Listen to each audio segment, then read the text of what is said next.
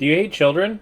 This child edits all my videos, and you haven't been subscribing. If you hate children, and you want them to cry, like this guy is, just don't subscribe. But if you don't hate children and you're a good person, subscribe. It's that easy.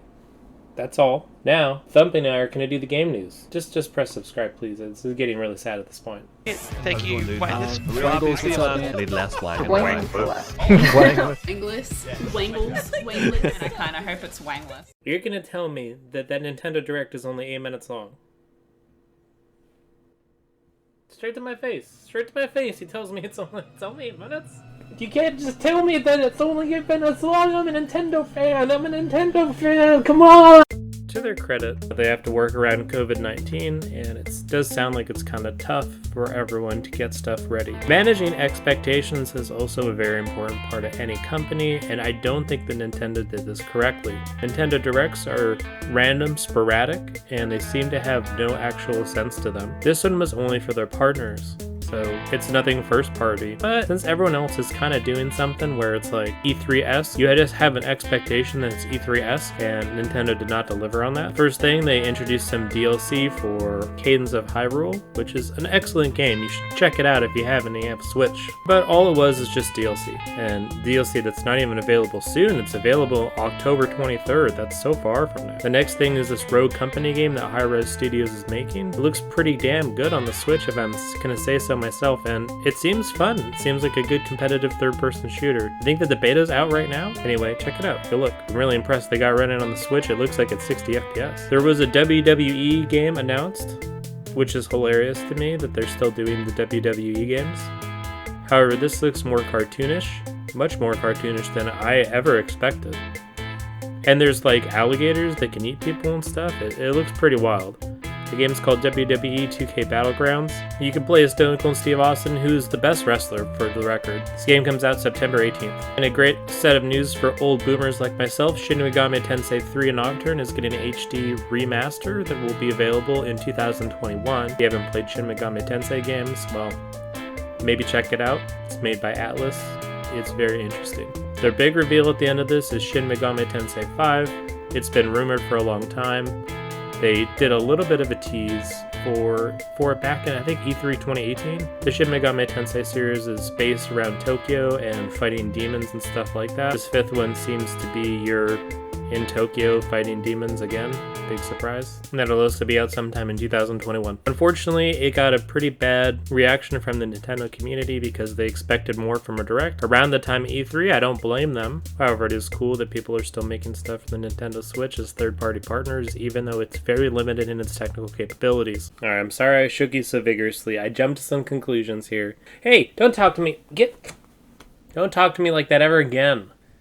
Kids these days, they just don't respect you. Speaking of no respect, and besides the no respect I get from all you guys, G4TV is apparently coming back. There's a little trailer video that they put out there, like a little hype trailer. G4TV, X-Play, all those things were pretty interesting to me as I was growing up, and it was pretty pivotal. I enjoyed being able to DVR all kinds of nerdy stuff, including MLG broadcasts of Halo, which I thought was very, very cool for the time. Nobody can forget Olivia Munn. No one can forget Adam Sessler. No one can forget Morgan Webb. The time and place in history may not be kind, however. Over the years, G4TV kind of had a little bit of a downturn. As it became more popular and on more network cable, there was a lot of cop reruns. I don't know why there were so many cop reruns. It was pretty insane if you actually looked at the TV guide like I used to have to. They went from having the Attack of the Show 5 times a week to just 3 times a week. And eventually they sold their channel and kind of just stopped. Perhaps G4 could use this time to actually make it so there's current content creators and current YouTubers that are supported on that platform. Anyway, I'm very excited to see what happens next. Steve and I have been playing through Ghost of Tsushima, and it's been lots of fun, right, Steve? Steve agrees.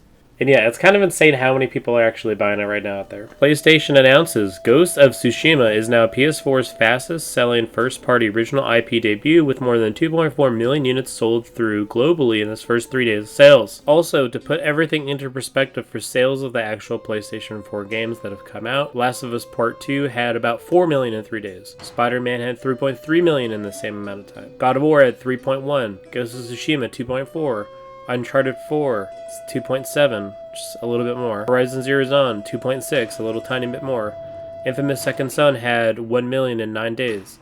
Bloodborne, 1 million in 12 days. Detroit Become Human, 1 million in about 14 days. So it's not like this is actually outselling a lot of the other games that came out on PlayStation 4. However, this is the first IP. Sony needs to chill on their marketing speak because it is a very confusing way to say that.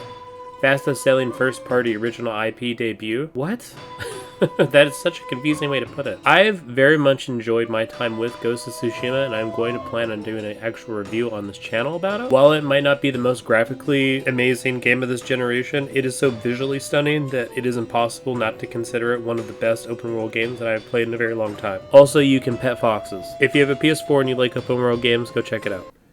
I just want the record to show that Steve insisted over and over that we use the samurai music. It was not my choice. It's called Samurai Showdown, and I thought it was really, really hacky. But he's supposed to be a professional. He's a professional child who edits these videos. And really, I expect more from you. And I'm sorry.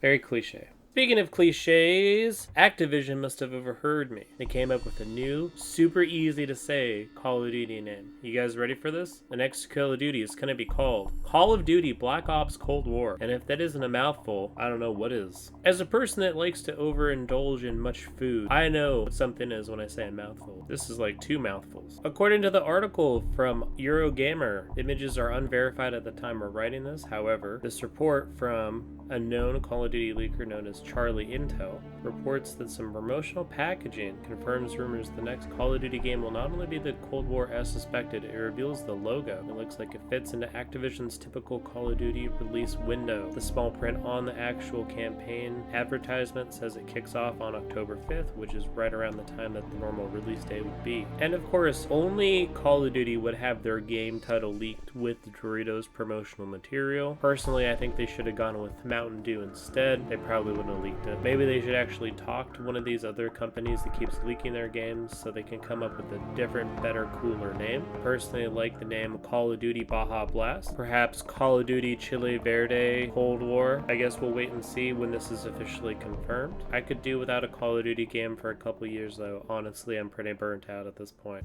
If you were good and you actually watch the videos in this channel, smash like, smash subscribe. If you're a good viewer, a good little viewer, you would see that I already talked about the Xbox Game Showcase.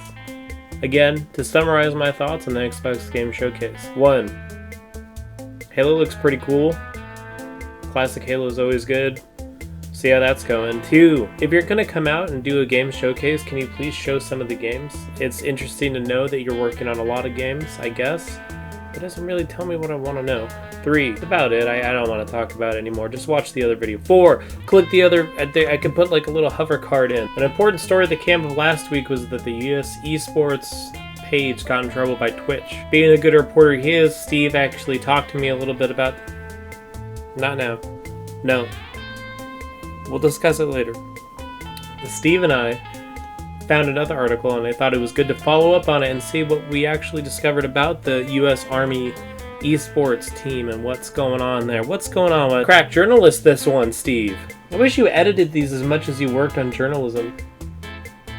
Just really got some work to do. You got some work to do, kid. Twitch got mad at the US Army for tricking viewers into their fake giveaways. I feel like this is a little bit of a misleading headline, because it could be a legitimate error here. The US Army had a Twitch channel it uses to fish for potential recruits. Last week it came under file for issuing some bans to viewers who are asked about war crimes. Which, you know, I guess is normal if you're trying to stream as this guy is, and you're just trying to play some Call of Duty and then someone's coming in and talking about Vietnam war crimes. This report dug a little bit deeper, pointing out among other things, the channel had a habit of running fake controller giveaways. Following widespread scrutiny, Twitch said it's forced the Army to stop. According to The Nation, the giveaways that took place repeatedly in chat offered viewers a chance to win Xbox Elite Series 2. However, when they clicked the link, it just sent them to a recruitment page with no mention of anything else or, you know, whatever about the actual giveaway. Twitch says it's forced the Army to stop employing this obvious disingenuous tactic. I'm gonna get on my high horse here as a Twitch representative and speak in a silly but appropriately silly voice.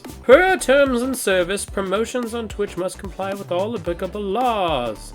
This promotion did not comply with our terms and we have required them to remove it. Kotaku reached out to the US Army esports team. They didn't reply. The Army also heavily runs ads on Twitch's Twitch rival page. Army's logo appears on the side of esports broadcasts quite a bit. And this is a little bit of an editorial here. Twitch page goes a little bit further in standard propaganda. ACLU and other legal organizations have asked the Army's channel's tendency to ban users for questioning is unconstitutional on the grounds the government can't legally forbid speech on the basis of viewpoint. If you're going to be the US Army and you're going to be recruiting, try to make it so it's a legit straight up recruitment. A lot of the recruitment stuff that I've personally had experience with growing up in high school seemed kind of invasive. They always had a place in the lunch table. You could go talk to the Army recruiters. It always seemed like it was kind of morally weird when I was 16 and I'm trying to stress out about a book report, and then I look over, they'd have pull-up contests.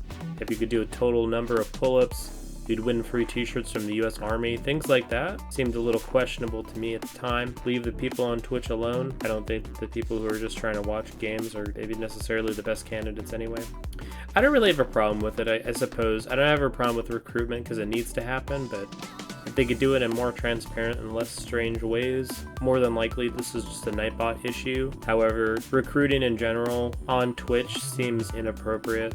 At least those are my 2 cents. Also, if you want to click subscribe and help me make these videos every single week by just giving me the attention that I need, that I'm so much pandering to, go for it. It's very interesting to see what's going on in the game world out there.